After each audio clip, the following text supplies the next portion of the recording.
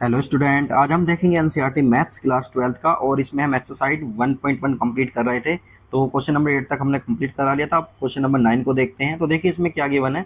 Show that each of the relation are in the set A. और एक x जो है हमारा वो जेड है, मतलब इंटीजर्स है। और एक्स की जो वैल्यू है हमारी वो 0 से लेकर 12 तक है। गिवन बाय, इसका जो फर्स्ट पार्ट हमें गिवन है वो है हमारा ए कोमा बी। और देखिए किस तरह से है मोड ऑफ, देखिए a comma b mod of a comma a minus b is a multiple of 4। मतलब हमको ए और बी को इस तरह से पुट करना है कि उनको माइनस करने के बाद कितना है, मल्टीपल ऑफ 4 आए। और सेकंड पार्ट में लिखना है ए इक्वल बी आना चाहिए, मतलब ए और बी ऐसा होना चाहिए कि ए बी के बराबर आए। तो चलिए अब इसको देखते हैं हम किस तरह से इसको सोल्व करना है। और ये इक्विवेलेंस रिलेशन हमें शो करना है। और हमें ये भी बताना है कि जो वन से रिलेटेड इनमें से फर्स्ट वाले में और सेकंड वाले में कौन कौन से एलिमेंट हमारे होंगे। तो चलिए इसको अब हम अपनी कॉपी पर देखते हैं कि किस तरह से इसको हम सोल्व करेंगे। तो इसके दोनों पार्ट को ही हम देखते हैं एक एक करके। तो चलिए इसकी कॉपी पर देखते हैं इसको। तो देखिए यहाँ पर हमने ए इक्वल लिखा है x belong to Z. Z मतलब इंटीजर होता है, और इंटीजर हम जानते हैं क्या होता है। और इसकी वैल्यू जो है हमारी एक्स की 0 से लेकर 12 तक वेरी करेगी। और इसी तरह से देखिए ये रिलेशन हमने लिख लिया है। तो अब देखिए इसके हम नंबर लिख लेते हैं, उससे ज़्यादा हमें क्लियर हो जाएगा। 0 से लेकर 12 तक हमारे ये एलिमेंट्स इसके अंदर रहेंगे। तो अब देखिए अब हमें क्या करना है। अब हमें ये एक रिलेशन बनाना है जो कि 4 का मल्टीपल होना चाहिए। तो चलिए इसको देखिए किस तरह से हम बनाएंगे। देखिए यहाँ पर देखिए 1,1 क्या इसके अंदर लाई करेगा। इसको हम कैसे करेंगे, देखिए 1,1 का क्या मतलब है, ए और बी दोनों की वैल्यू हमारी 1 1 है। और जब 1 में से 1 को माइनस करेंगे तो 0 आएगा। और 0 क्या होता है, हमारा 4 का मल्टीपल होता है। तो हम इसको इस तरह से लिख लेंगे। इसके बाद देखिए इसको हम ऐसे लिख सकते हैं जनरल टर्म में कि ए कोमा ए जो है बिलोंग कर रहा है हमारा रिलेशन से। तो ए कोमा ए हमारा ये क्या हो जाएगा, हमारा रिफ्लेक्सिव रिलेशन हो जाएगा। तो रिफ्लेक्सिव रिलेशन हो गया हमारा। इसके बाद देखते हैं, देखिए ये 4 का मल्टीपल है। तो अब देखिए आगे देखते हैं हम। सपोज करिए इसमें 2,6 हमने ले लिया है। और 2 माइनस 6 कितना होगा, 4 होगा, क्योंकि पॉजिटिव ही लेना हमें। और वो 4 क्या होगा, हमारा 4 का मल्टीपल होगा। तो इसी तरह से देखिए 6,2 भी इसके अंदर लाई करेगा, क्योंकि 6,2 में को माइनस करेंगे आपस में तो भी 4 आएगा, और वो भी 4 का मल्टीपल होता है। तो इसलिए रिलेशन हमारा क्या हो जाएगा, सिमेट्रिक हो जाएगा। तो इसको हम सिमेट्रिक लिख देंगे। इसके बाद देखते हैं ट्रांजिटिव के लिए देखते हैं। देखिए ट्रांजिटिव के लिए क्या करेंगे, जस्ट सपोज करिए हमने लिया है 2,6 जो कि हमारा आर से बिलोंग करता है। इसी तरह से हम लेते हैं 6,10। और 6 माइनस 10 कितना होगा, वो 4 होगा, और वो 4 का मल्टीपल होगा।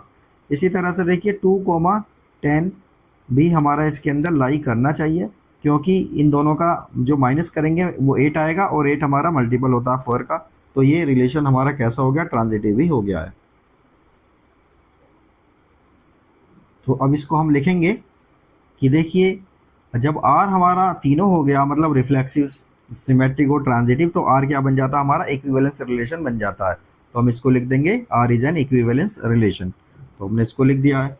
अब देखिए इसका जो सेकंड पार्ट रह गया है उस पार्ट को देखते हैं।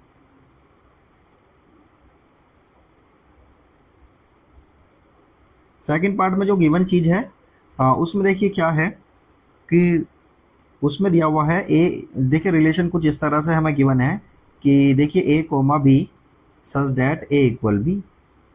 मतलब ए को और बी को इस तरह से लेना है कि दोनों आपस में क्या हो, इक्वल हो।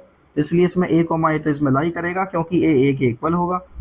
तो इसलिए ये रिलेशन हमारा किस तरह का हो जाएगा, ये रिलेशन हमारा हो जाएगा रिफ्लेक्सिव रिलेशन हो जाएगा। तो इसको हम रिफ्लेक्सिव लिख लेते हैं, रिफ्लेक्सिव रिलेशन हो गया।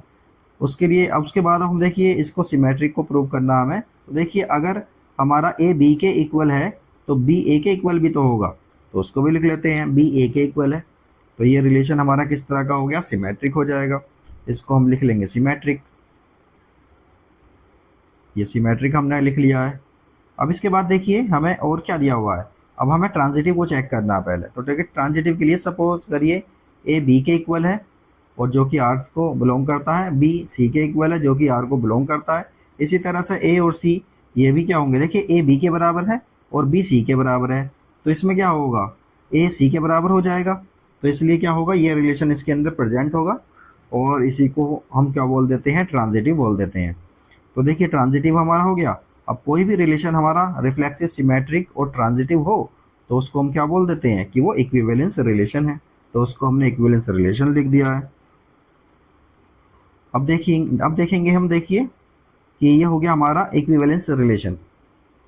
अब देखिए इन दोनों क्वेश्चन में हमें ये भी दिया गया है कि दोनों ही पार्ट में हमें ये बताना है कि ये जो हमारा एलिमेंट्स हैं तो वन के साथ कौन कौन से एलिमेंट रिलेट करेंगे जो कि रिलेशन हमारा आर बनाए। तो देखते हैं उसको, मतलब वन के साथ ऐसा क्या लें कि उसको माइनस करने पर 4 का मल्टीपल आए। तो देखते हैं इसमें फर्स्ट वाले में देखते हैं, देखिए कौन कौन से हैं, 0 से लेकर 12 तक हैं। तो 0 से लेकर 12 तक में कौन कौन से वन के साथ हमारे आएंगे जो कि क्या हो, माइनस करने पर 4 का मल्टीपल बन जाए। तो देखिए क्या क्या आता है, हम उसको लेते हैं।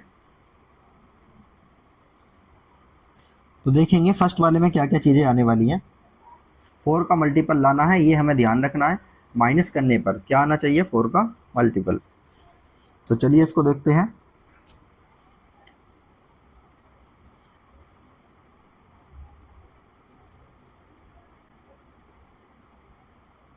देखिए 4 सेट ऑफ एलिमेंट्स